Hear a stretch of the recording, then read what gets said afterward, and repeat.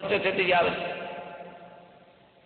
صلی اللہ علیہ وسلم کو جب پتہ چلا تو آتا ہے فأخذ بثوب عمه، حضور نے آ کر بھی اپنے چاچا کا کپڑا پکڑ لیا. جیسے کہتے ہیں نا جیسے بچہ ضد کرے تو ماں باپ کے قمیص کو پکڑ لیتا ہے کہ میں نہیں چھوڑوں گا جی، بس میں نہیں چھوڑوں گا، کیونکہ اس بیچارے کو کہاں جگہ ملے پناہ کی. تو حضور صلی اللہ علیہ وسلم اخذ بثوب عمه، اپنے چاچے کے کپڑے کو پکڑ لیا. کہنے لگے کہ مجھے بھی آپ ساتھ لے جاؤ. نے کہا سفر ہے، شام تک جانا ہے، اتنا طویل سفر ہے ان کا، میں تو آپ کی وجہ سے آپ کو نہیں لے جا رہا کہ آپ کو تکلیف ہوگی. انہوں نے کہا میں نہیں چاہتا کہ آپ اکیلے جب میں ضرور جاؤں. فرضی ابو طالب بھی راضی ہو گئے چلے. جب ابو طالب آپ کو قافلے میں لے کے چلے اور قافلہ تو خوب شام یعنی شام کے قریب پہنچا جہاں سے شام کی ابتدا شروع ہو جاتی ہے، یعنی شانیہ علامات امارات شروع ہو جاتی ہیں، تو وہاں ایک دیر کہتے ہیں سومیا، اسے آپ کہہ لیں مندر یا عیسائیوں کا گرجا. یہ سبا میں ہوتے ہیں، آپ نے دیکھے ہیں ہر ملک میں، اب تو ہر جگہ ہے. عیسائیوں کے ہندوؤں کے مندر کہلاتے ہیں، عیسائیوں کے کلیسا یا گرجا کہلاتے ہیں.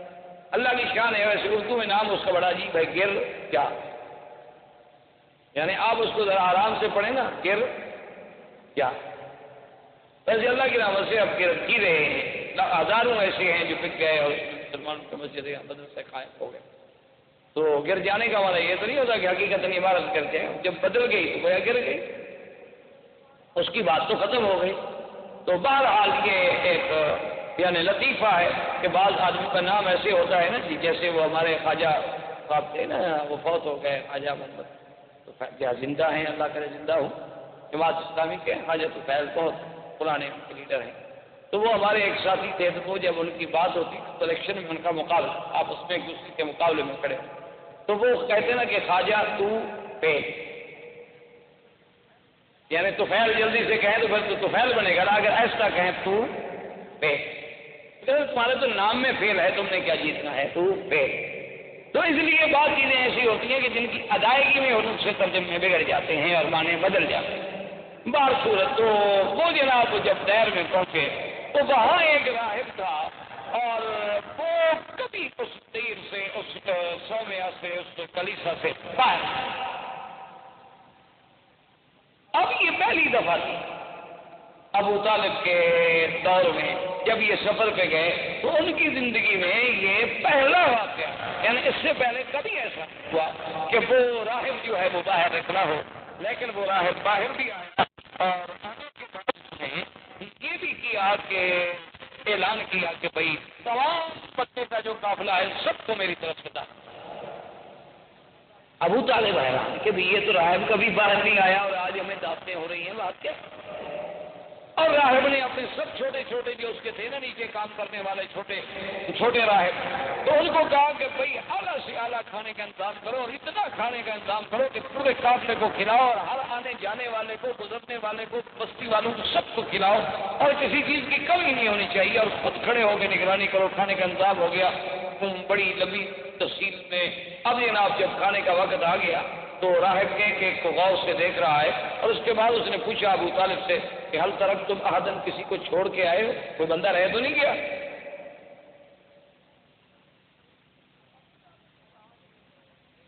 تو ابو طالب نے کہا کہ ایک بچہ ہے، ہم چھوڑ آئے کہ ذرا سامان کے ساتھ رہے، نگرانی کرے گا. اس نے کہا عجیب بات، بھائی میں نے سب کو دعوت دی تھی، بچے کو چھوڑ آنے کا کیا مطلب. تو ابو طالب نے کہا کہ کوئی ایسی بات نہیں، وہ ہمارا اپنا بچہ ہے، ہم اس کے لیے کھانا لے جائیں گے. اس نے کہا ابو طالب کیا بات کر رہے ہو، جس کے لیے میں نے دعوت کی ہے اسی کو تو تم چھوڑ آئے. تم لوگ تو ہمیشہ یہاں سے گزرتے رہتے ہو، پہلے بھی میں نے کبھی تمہیں دعوت دی تھی. اب جب حضور صلی اللہ علیہ وسلم کو بلایا گیا تو اب وہ غور سے دیکھ رہا ہے کہ یہ کیسا بچہ ہے کہ جو آتا ہے تو بادل اوپر چل رہا ہے، آپ پر دھوپ نہیں پڑتی. جب آپ قریب آ گئے، بیٹھ گئے، ابو طالب سے پوچھا کہ من ھذا، یہ کون ہے؟ انہوں نے کہا میرا بیٹا ہے.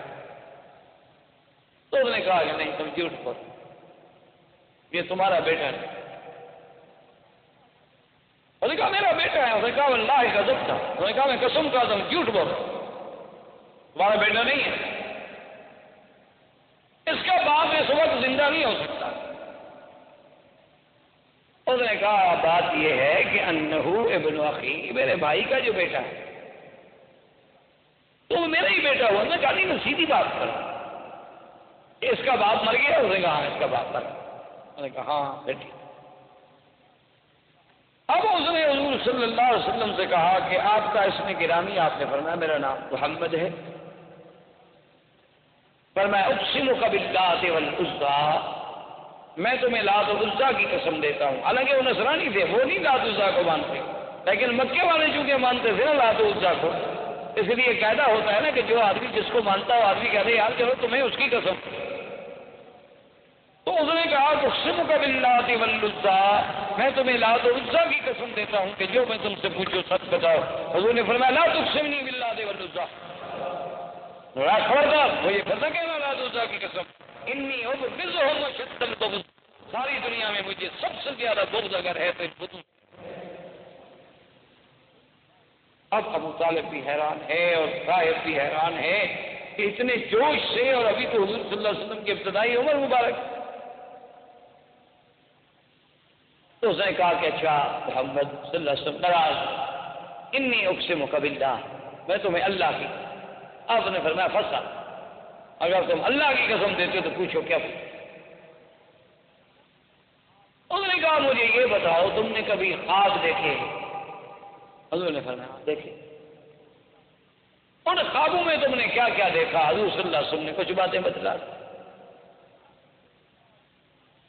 اس نے کہا حضور صلی اللہ علیہ وسلم سے کہ تم نے اپنے دوران رضاعت کے جو کچھ عرصہ مکمل کیا اس کے بعد بھی کوئی واقعہ پیش آیا؟ تو آپ نے فرمایا ہاں اس سے آیا تھا کہ میرا سینہ مبارک کھولا گیا۔ کیا نہیں وہ واقعہ؟ حضور صلی اللہ علیہ وسلم۔ تو اس نے کہا کہ یا محمد ہے تو بڑی گستاخ، لیکن میں مجبور، اگر تم مجھے اجازت دو تو میں تمہاری پشت دیکھ سکتا ہوں۔ تو میں کوئی بات نہیں، جب تم نے مجھ سے اللہ کے نام پر کہا ہے تو دیکھو۔ جب آیا تو پھر دیکھا کہ بین کتفیہ، دو کندھوں کے درمیان میں ایک جگہ جو تھا نا جی ایسے وہ گوشت کا حصہ مبارک تھا جیسے ایک کوہر مبارک ہو اس کا، اور اس کے اوپر بھی بال، اس ٹکڑے پر، اس گوشت کے اس ٹکڑے پر بھی بال مبارک تھے۔ بلکہ حدیث میں ایسی آتا ہے کہ عرف الدیک، حدیث مبارک میں یہ لفظ بھی موجود ہیں کہ ان بالوں کی ترتیب بھی ایسی تھی جیسے مرغے کے اوپر آپ نے دیکھا اس کے اوپر جو بال کھڑے ہوتے ہیں بڑے ترتیب میں، اسی طرح وہ بال مبارک تھے، اور ادھر ادھر اس کے خال تھے، اس سیاہ تل جسے آپ کہتے ہیں اس کے ارد گرد تل تھے۔ جب اس نے دیکھا فقبل یدیہ ورجلہ، وہ تو حضور کے پاؤں پہ گر گئے۔ اس نے ہاتھ چومے، پاؤں چوما، اس نے کہا ھذا نبی ھذہ امہ، اس نے کہا ابھی طالب ایک بات سنو، ان کو شام مت لے جاؤ، اگر تم ان کو شام لے گئے وہاں یہود ہیں اور یہود ان کو پہچان لیں گے اور یہود ان کو قتل کر دیں گے، ان کو فوراً مکے واپس بھیج دو، یہ نبی ھذہ امہ، اس امت کا نبی پیدا ہو گیا، تم تو بڑے شان والے آپ۔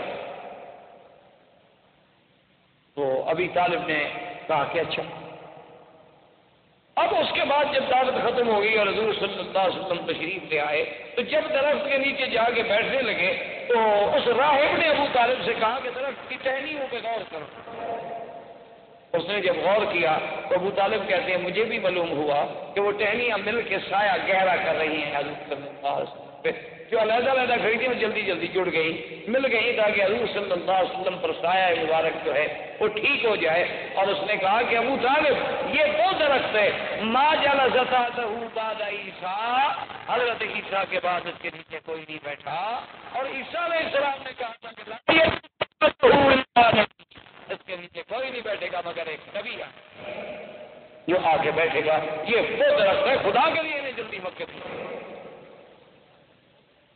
ابو طالب راضی ہو گئے، انہوں نے حضور صلی اللہ علیہ وسلم کو جلدی سے مکے، لیکن اپنا سفر جو ہے وہ برقرار رکھا کہ بھی آخر میں اتنا سفر کر کے آ چکا ہوں، شام کے قریب پہنچ چکا ہوں اور اتنی اسباب ہم لے کے آئے ہیں تو ان کو بغیر بیچے ہوئے بغیر کچھ کیے ہوئے ہم کیسے چھوڑ کے چلے جائیں؟ تو وہ تو چلا گیا شاہ ابو طالب، لیکن حضور صلی اللہ علیہ وسلم واپس تشریف لے آئے مکے میں۔ مکے میں آنے کے بعد پھر حضور صلی اللہ علیہ وسلم ابو طالب کی کفالت میں رہے، پھر اس کے علاوہ کئی مبشرات آتے رہے۔ اسی اسنا میں آہستہ آہستہ اب ابو طالب کی بھی موت آ گئی، حضور کی ابو طالب ابھی زندہ تھے